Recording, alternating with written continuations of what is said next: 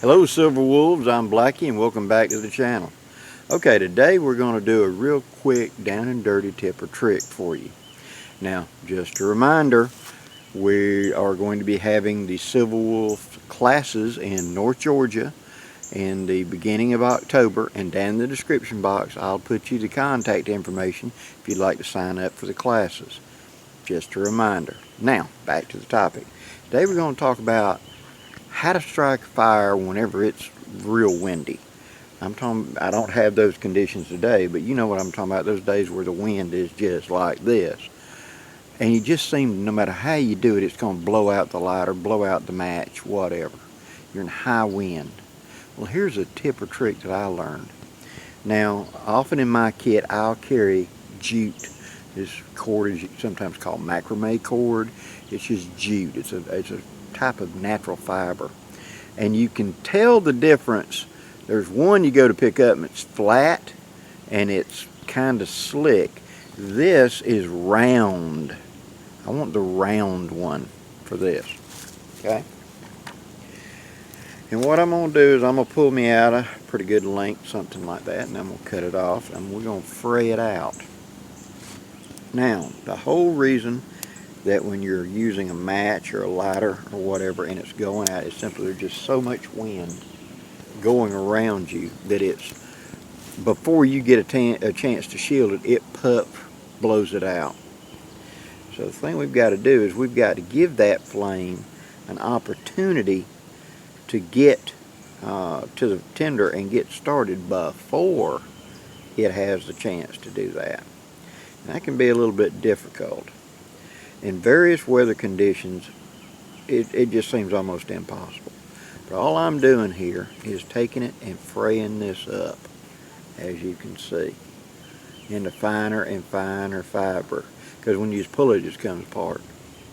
You know, now a lot of times you'll find this cord in the craft department because it's used, like I said, for doing macrame.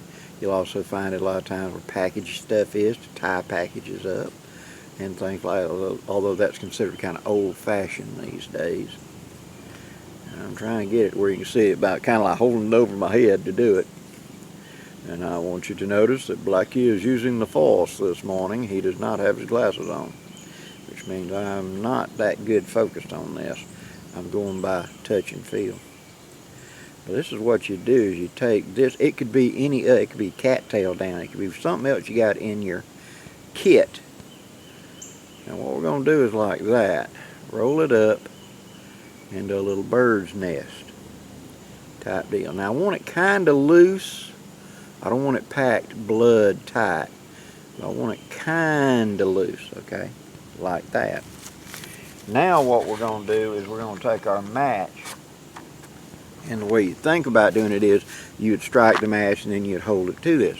We're going to put the match inside of the stuff, just like that. I'm going to push it down in there, see? There's the match. And I'm going to wrap the stuff around it. Now what I'm going to do is hold in the back end of the stick, put my finger up there to support it, make sure my head is in a clear place, and I'm going to, that quick. Poof. So, strike. And it flame goes immediately to my target and I make my fire. So I want to get down there close to where I'm going to go. I've already got all my other stuff ready, but I'm going to go strike and poof, it goes that quick. Let me do another nut right quick and show you that one more time.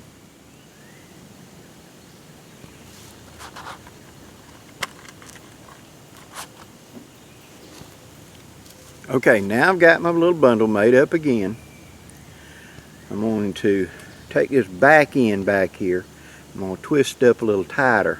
I want this top end nice and fluffy.